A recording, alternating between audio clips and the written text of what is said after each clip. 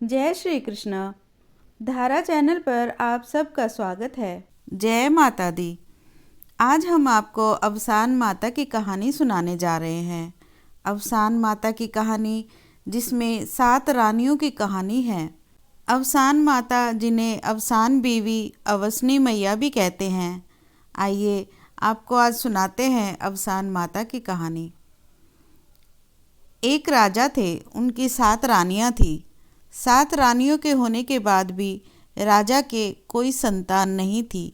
इसी कारण राजा और 7 रानियां बहुत दुखी और परेशान रहते थे। राजा और उनकी रानियां बहुत पूजा पाठ किया करते थे। एक बार उनके यहाँ अवसान मैया की पूजा का बुलावा आया तो जो 6 रानियां थी वो आपस में कहने लगी कि हम तो रानियां हैं, किसी के गुड़ और चने थोड़ी खाने जाएंगे, ये कोई अच्छा थोड़ी ना लगेगा। परंतु 7वीं रानी को पूजा में जाने का बड़ा मन था। 7वीं रानी के साथ उसके मायके से एक दासी भी आई थी। रानी ने अपनी दासी से कहा कि मेरा तो बहुत मन है पूजा में जाने का, लेकिन जब ये 6 रानियां नहीं जाएंगी तो मैं अकेले कैसे जाऊं। दासी कहने लगी कि कोई बात नहीं रानी जी, आप अकेले नहीं जा सकती हैं, लेकिन मैं तो वहाँ जा सकती हूँ, मैं चली जाती हूँ। रानी ने कहा कि यह ठीक है, तुम पूजा में शामिल होने के लिए चली जाओ। रानी के कहने पर वो दासी अवसान मैया की पूजा में शामिल होने के लिए चली गई। वहाँ से प्रसाद लेकर 7वीं रानी को लाकर दे देती है। रानी ने अवसान मैया के प्रसाद को बहुत ही श्रद्धा के साथ खाया और हाथ जोड़कर कहा, हे माँ, हमको भी बेटी देना और बेटे देना। माता ने 7वीं रानी की प्रार्थना सुन ली। कुछ दिन के बाद राजा को पता चला कि उनके यहाँ खुशियाँ आने वाली हैं। राजा खुश होकर खूब दान पुण्य करने लगे और 7वीं रानी का खूब ख्याल रखने लगे। ये देखकर जो 6 बड़ी रानियां थी उनको बिल्कुल भी अच्छा नहीं लगता था। वो सब आपस में कहने लगी कि अभी तो राजकुमार आए नहीं हैं और राजा साहब छोटी रानी को इतना सिर चढ़ाने लगे हैं, उसका इतना ध्यान रख रहे हैं, और जब राजकुमार आ जाएंगे तो हमारी तो कोई इज्जत ही नहीं रह जाएगी। सारी रानियां कहने लगी कि हाँ, हमें कुछ ऐसा करना चाहिए जिससे कि राजा का सारा ध्यान हम सब पर हो जाए।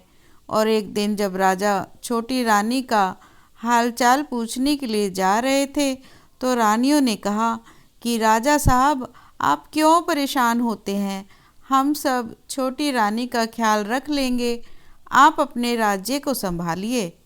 राजकुमार आएगा तो वह हमें भी तो माँ माँ कहेगा, छोटी रानी के साथ साथ हम सब भी तो माँ बनेंगी, इसलिए हम सब मिलकर छोटी रानी का खूब अच्छे से ध्यान रखेंगे। सारी रानियों के इस तरह कहने से राजा ने कहा कि ठीक है। जब राजकुमार के पैदा होने का समय आया तो राजा ने कहा कि क्या तैयारी की जाए। तो रानियों ने कहा कि राजा साहब, आप परेशान ना हो, दासियाँ और हम सब मिलकर सब काम संभाल लेंगे। राजा ने कहा कि ठीक है और निश्चिंत होकर अपने राज्य के कार्य में लग गया। कुछ समय के बाद जब राजकुमार का जन्म हुआ तो रानी ने जैसे प्रसाद खाते समय कहा था कि हमें बेटी देना और बेटे देना, तो अवसान मैया ने उनकी पूरी बातें सुन ली थी।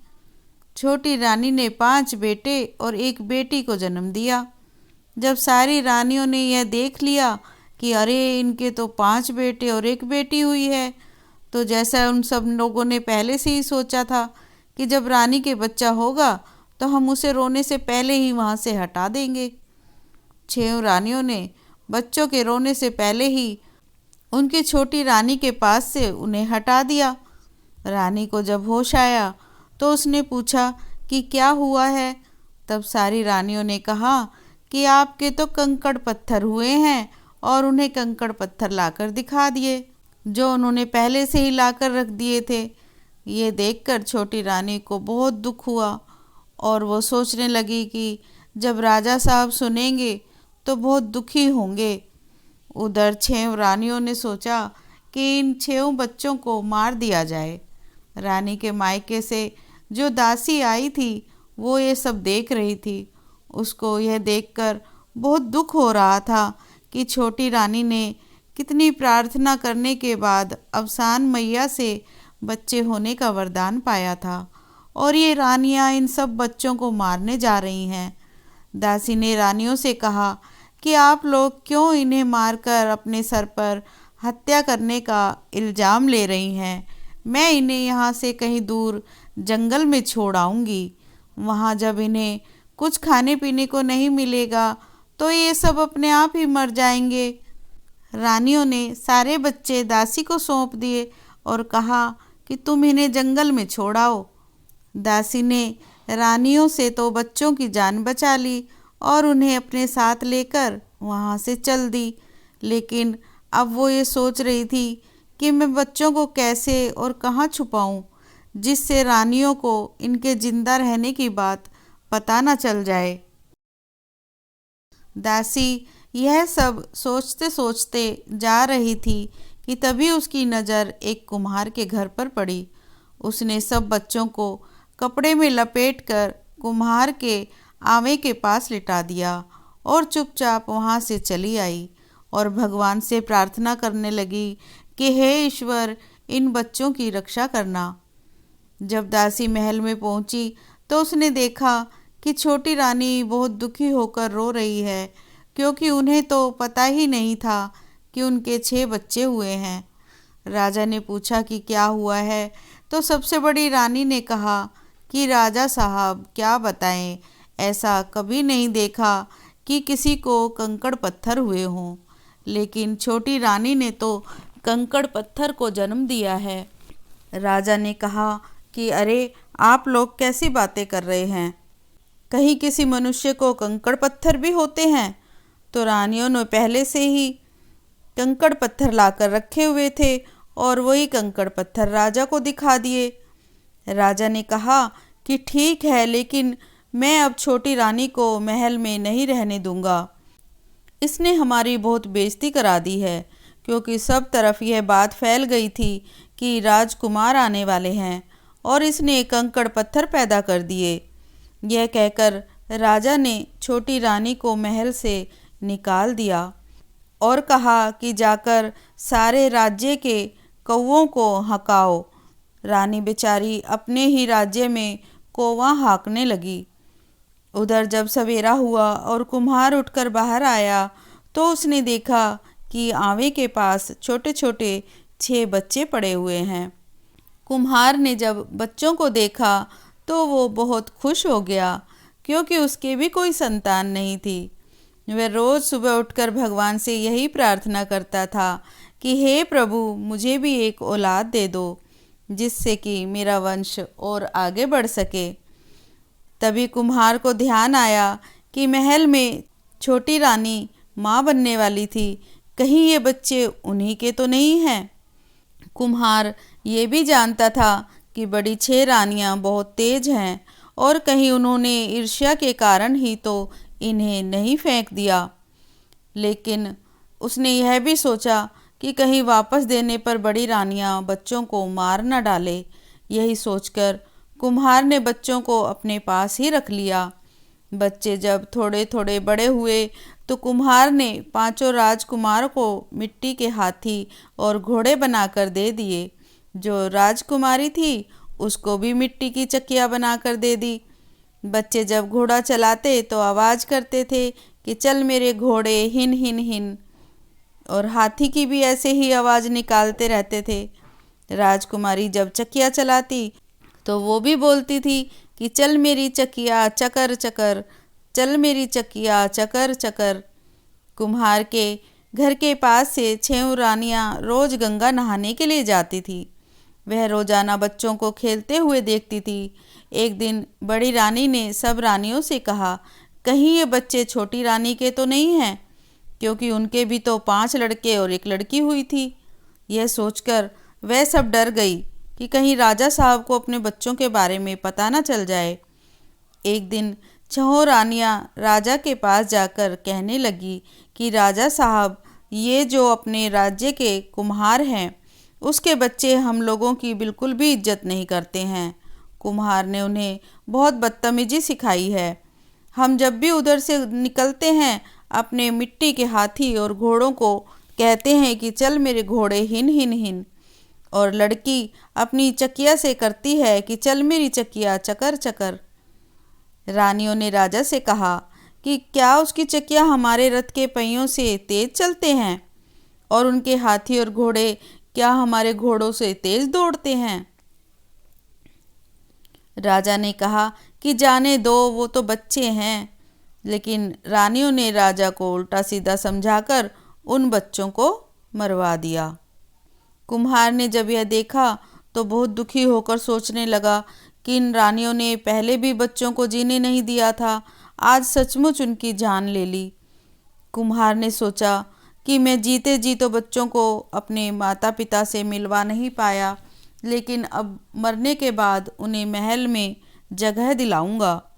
ऐसा विचार कर कुम्हार ने बच्चों को ले जाकर राजा साहब के बगीचे में गाड़ दिया।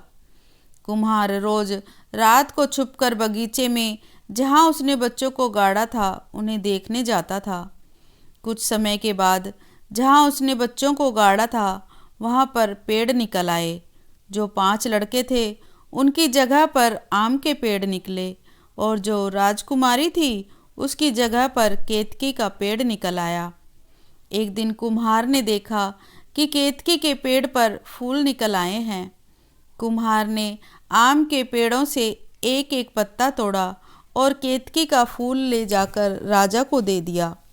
उसने सोचा कि राजा साहब ने तो अपने बच्चों को गोद में उठाया ही नहीं था, तो चलो कम से कम इसी बहाने वो अपने बच्चों को गोद में उठा लेंगे। राजा ने जब फूल और पत्तों को देखा तो बोला कि अरे, ये तो बहुत सुंदर फूल हैं और ये आम के पत्ते भी कितने सुंदर लग रहे हैं।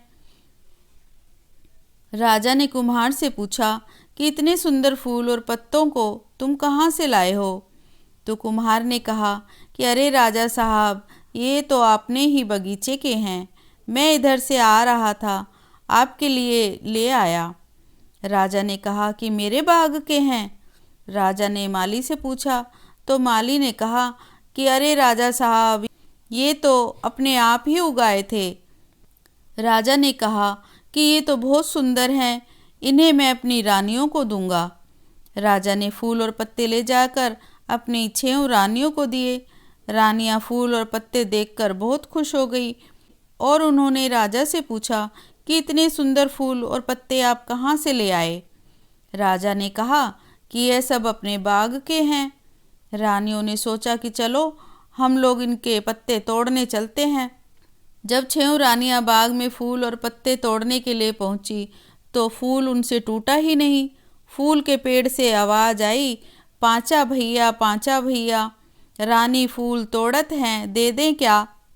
तो आम के पेड़ से आवाज़ आती है कि नहीं नहीं बहना, आकाश छू जाओ। रानियों ने राजा को आकर यह बात बताई तो राजा भी फूल तोड़ने के लिए गए। जैसे ही राजा ने फूल तोड़ने के लिए हाथ बढ़ाया, फूल से आवाज़ आई, पांचा भैया, पांचा भैया, राजा फूल तोड़त हैं, तोड़े दे क्या। आम के पेड़ से आवाज़ आई, नहीं नहीं बहना, आकाश छू जाओ, फूल और ऊंचा हो जाता है। राजा ने पूरे राज्य में घोषणा करा दी कि जो भी इस फूल को तोड़ेगा उसे इनाम दिया जाएगा। लेकिन किसी से भी फूल नहीं टूटा। छोटी रानी की दासी भी यह सब देख रही थी। उसे शक हुआ कि कहीं ये पेड़ और फूल रानी के बच्चे तो नहीं हैं।